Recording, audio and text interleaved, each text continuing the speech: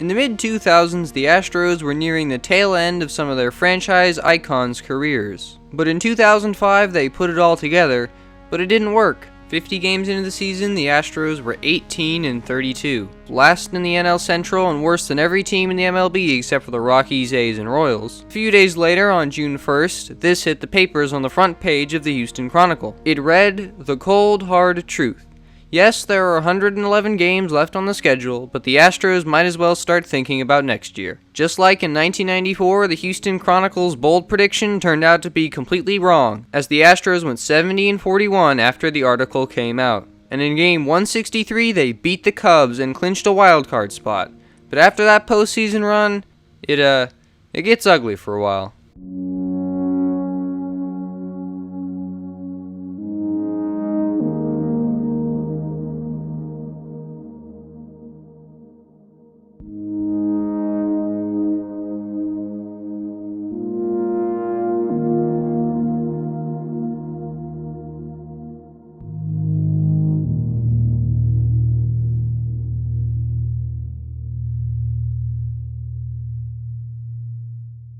How many times do we have to teach you this lesson, old man? Houston and Atlanta traded easy wins through game 1, 2, and 3 before game 4.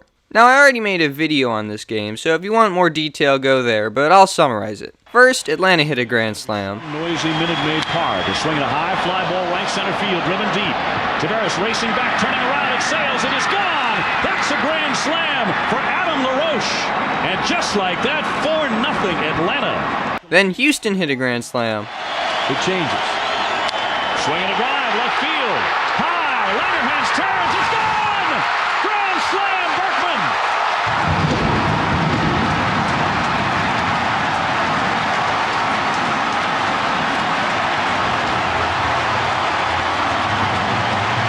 Then Brad Ausmus hit a game-tying 2-out bottom of the 9th home run. Bobby Cox there. He's swinging a high fly ball left center field. Andrew Jones giving chase on the track. Leaps up, can't get it. It ricochets back into center. Here comes Ausmus. Now that ball is going to be called a home run. It's over the wall. It is gone. Ruled a home run and the game is tied. That got over the yellow line and the game is tied at 6. And then a walk-off dinger that sent Houston to the NLCS. Swinging a drive, left field, way back, this one is gone! The Astros win it!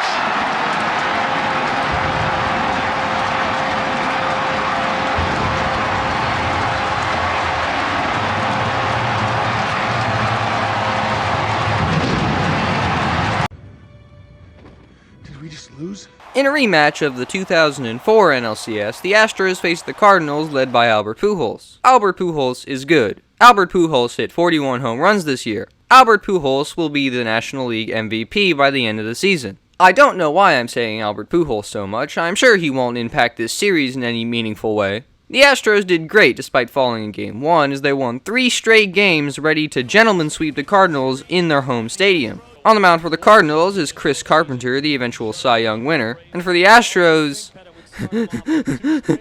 Andy Pettitte. See, that wasn't that hard. The Astros were looking to strike first as they had runners on second and third when Pettitte, the pitcher, mind you, smacked a hard hit ball to first. Tapper, backhanded, here comes a runner, throw, sweet tag, and out at the plate. Man, who is that catcher? What a bum. Yadier Molina? Wait, whoa, hold on. How old is he? Anywho, Biggio drove a run in on the next at-bat. Your hat to Carpenter if he gets himself out of this too.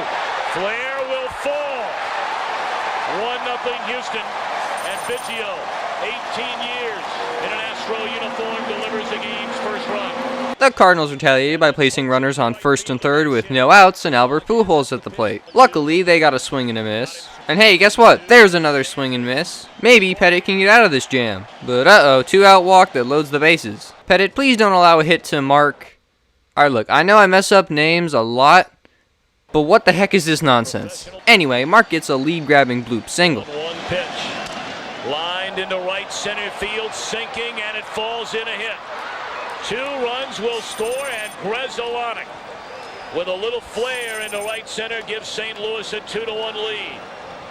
But it looked to be an easy Astros victory when Lance Bregman appeared to clinch the pennant for Houston. In the air, left field, it might be, it is gone!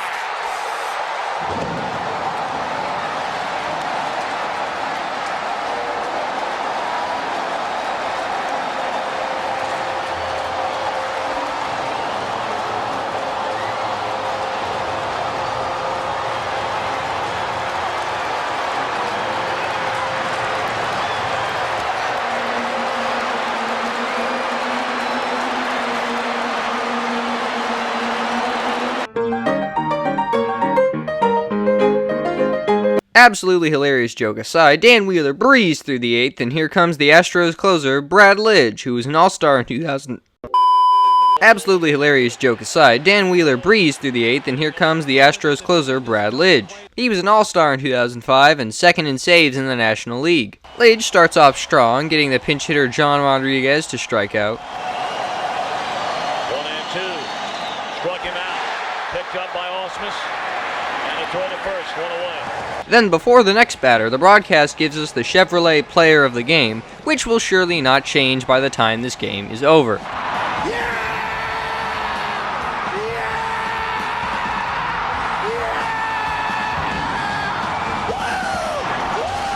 The next batter is John Mabry, and he strikes out. Faces of this organization. They're 1 out away. David Eckstein, you're no match for Lidge. Yeah, you take that second strike. Oh, he singled. And a walk. Uh-oh. Great, now Albert Pujols is up to bat. I'm in danger. Top of the 9th inning. Swing and a miss. Bottom fell out of that pit. Yes! Swing and a miss! This is it. This is it. This is it. This is it. 0-1 to Pujols. Yep, that's me. You're probably wondering how I ended up in this situation. In the air, left field, and Pujols has given St. Louis the lead. A dramatic, towering 3-run home run.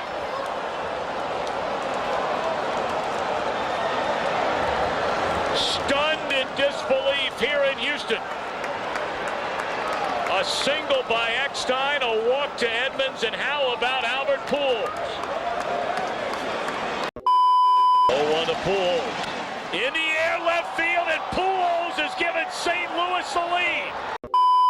Congratulations. You're a failure. You know, maybe I was wrong. Maybe the Astros aren't going to the World Series. Dude, they won. Huh? What's that? They won Game 6? Really? Well, I guess it's World Series time. Who wants a Krabby Patty at 3 in the morning? Oh boy, 3 a.m.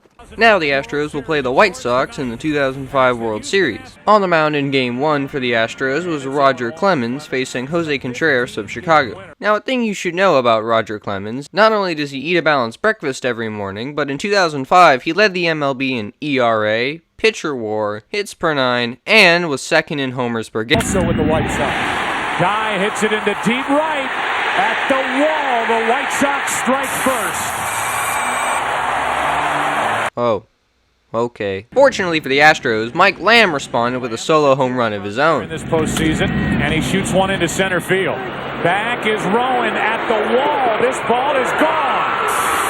Lamb has homered to tie it at 1. But Clemens can't bounce back, allowing runners on the corners before a sacrifice RBI. The play by Lamb throws to second for the out. Here comes Everett to the plate, 2-1 White Sox. And then an RBI double. Runner at second, 2 down, and Uribe into left center field. That ball is down. Pierzynski scores easily. It's 3-1.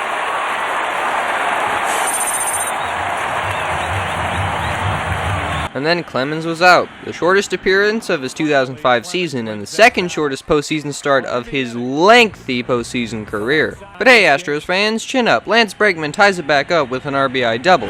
Second and third, 2 out. Berkman rips it down the right field line. It's a fair ball. The game is tied, and Berkman will cruise into second base with a 2-out, 2-run double. It's 3-3 here in the third.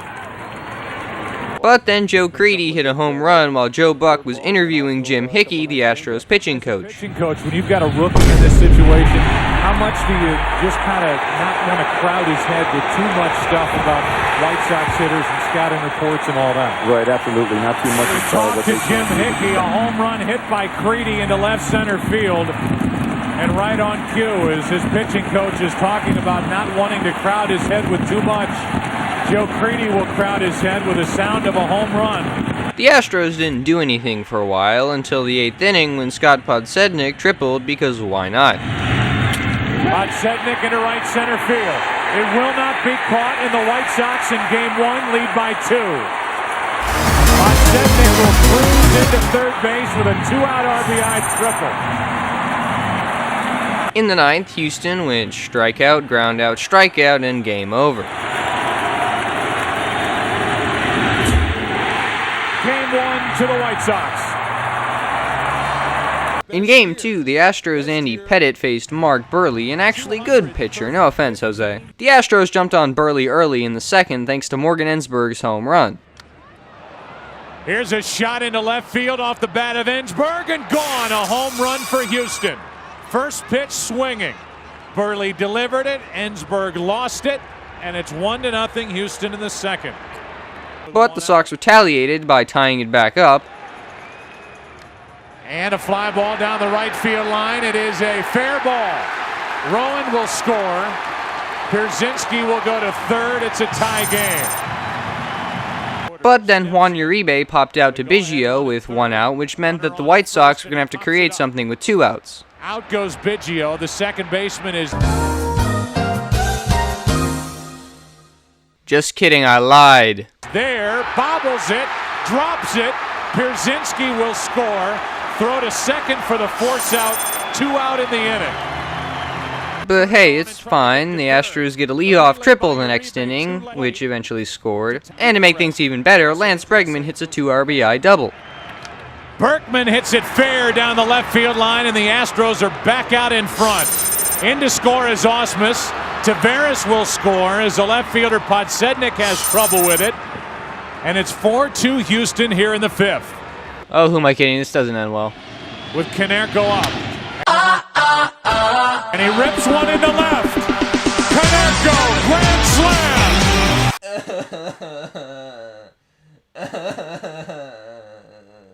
Okay, Astros, you have 3 outs to go. Can you... Oh, hey, a single. Anyways, can you... Oh, hey, a walk. Anyways, can you... Oh, hey, a sacrifice ground out. Anyways, can you... Yes! Vizcaíno, a base hit to left. 1 run scores. Here comes Burke. Throw home. Safe, and the game is tied. Vizcaíno delivers.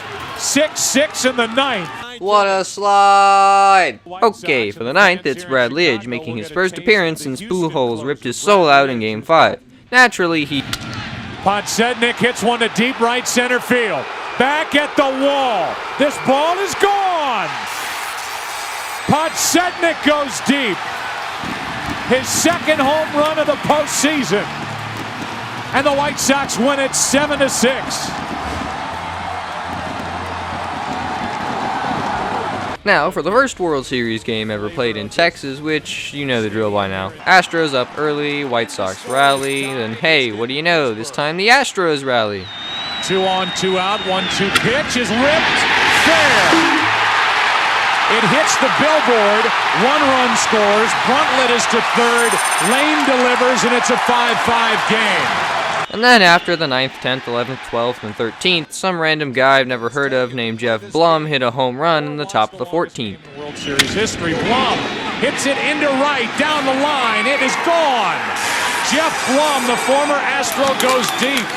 And here in the 14th inning, the White Sox take a 6-5 lead. The Game 2 White Sox starter, Mark Burley, came in to pitch with 2... Wait, really? He started Game 2 and he's pitching in Game 3? And he was hungover? What? Whatever, I'm done with this. Everett pops it up. On the infield for Uribe. The White Sox are up 3-0. In Game 4, Brandon Backey, see I got it right this time, does kinda good. 7 scoreless, 5 hits allowed. Lidge comes in, Lidge loses game. Hoping that Lidge can get Jermaine Dye. That's up the middle, and the White Sox take the lead. A 2-out RBI hit by Jermaine Dye, and Chicago is on top here in the top of the 8th. The Astros have been swept. Run at second, 2 out. Palmeiro over the head of Jenks. Uribe charges, throws, out! And the White Sox have won the World Series.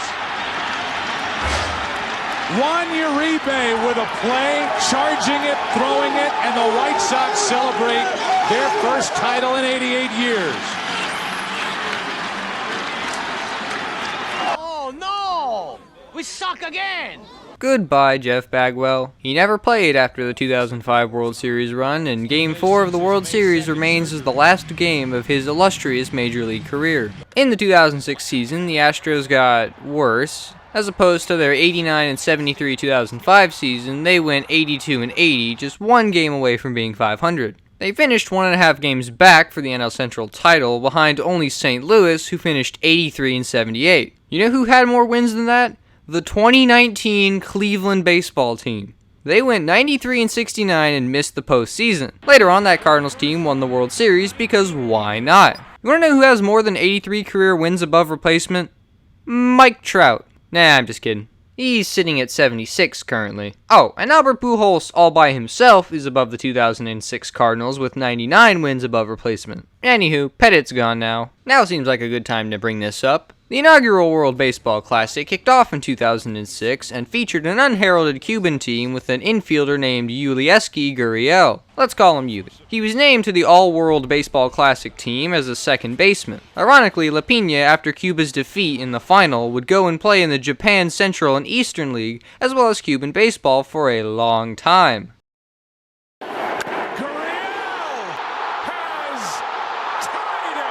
The Astros called up Hunter Pence, who was pretty good. He finished third in NL Rookie of the Year voting behind Ryan Braun of the Brewers and Troy Tulowitzki of the Rockies. And hey, speaking of the Rockies, in a game in which Biggio entered with 2,997 hits, he got number 2998. Yes. Line drive, and there's one of them. He's 2 away. Oswalt to second. Then 2999. Backhanded Atkins, long throw across, is errant, and Biggio reaches and will reach second base. Then number 3000. Line drive, right center field, that's number 3000, and he drives in a run, and he's going for second to Veras with the throw. He's out, but that's 3,000 hits for Craig Biggio. Ignore that. Then 3001 and 3002, just for good measure. Oh, and that last one was clutch, because if you noticed it, it was the bottom of the 11th with 2 outs. So did that hustle make any difference? Fly ball left field. This could be a game-winning grand slam, and Carlos Lee has done it! An unbelievable night in Houston, Texas. Carlos Lee with his second walk-off homer of the season. Wow! Oh, I love to see it. Oh yeah, and Biggio retired after the season and Roger Clemens went back to the Yankees. Well, looks like it's just Pence and Lance Bregman left. Oh, and how could I forget? The Astros picked up some random Venezuelan teenager by the name of... No, go lower. There you go. Anyway, he goes by the name... Altuve! Buzz off, buzz off. Lidge was gone. I wonder how that works out for Philadelphia. Postseason hero Chris Burke was gone. Chad Qualls was gone. The Astros improved, going 86 and 75, but they were third in the NL Central behind the Brewers and Cubs. The team was slowly unraveling. Carlos Zambrano has no hit. The Houston Astros. To prove how far they'd fallen, Astros tickets for kids were free at one point. The Stros didn't do great as they were 74 and 88, which is not great, but it's better than the Pirates, so they weren't last in the division. Boring. Come on, you schnorrers. Do something. Well, Lance Bregman is gone. I guess it's just you and me, Pence, and Michael Bourne, and, me, I guess. Man, this Astro team needs a new star, but I guess there's a small chance of that happening. Get it? You don't swing it like you used to, man.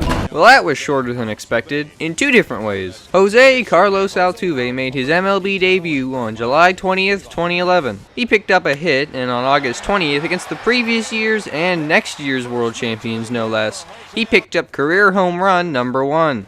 This one's in the air to left center field. Going back, Ross still carrying, and Ross can't make the track. Altuve's going to sprint to third. He'll make it easily, and Dave Clark will hold it clear. He's going to run through the stop sign. That's what I'm talking about! That's why he's MVP! That's why he's the GOAT! The GOAT! Regardless, the Astros were bad. Like, really a lot. But hey, it gets better, because in the 2011 draft, they picked up George Springer 11th overall. And their awful 2011 season gave them the number 1 pick in the next draft, which allowed them to snag Carlos Correa. Yes, the MLB's draft format is stupid, just ignore it. Oh yeah, it's all coming together. Hey! Wanna hear a joke? Here goes. Guy's mind about how they run the bases. Suzuki pops it, but it lands. They run into each other. He is safe at first. The ball gets away. Bernardino goes to third. That's a lot of damage. How about a little more? And they're trying to stop him. And he scores anyway. Suzuki ends up at third base. Watch Bernardino right here. He's got to freeze. Ball's up in the air. If Pierce gets this baseball, the play is at second base. He's got it easily. Oh boy. They run into each other. They panic. Awful. Just awful. The 2012 Astros had another awful season, same in 2013 and 2014, but they snagged Alex Bregman 2nd overall, and Kyle Tucker, baby, at 5th overall. And in the same exact season, they made the playoffs. Coincidence? I think not!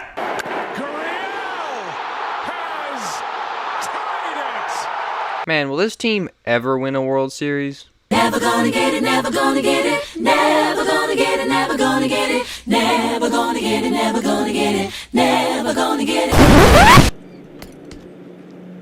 Yo, what's up? Young in his major league debut with a 3-2 pitch coming, 2 runners on, trying to protect a 1-run lead.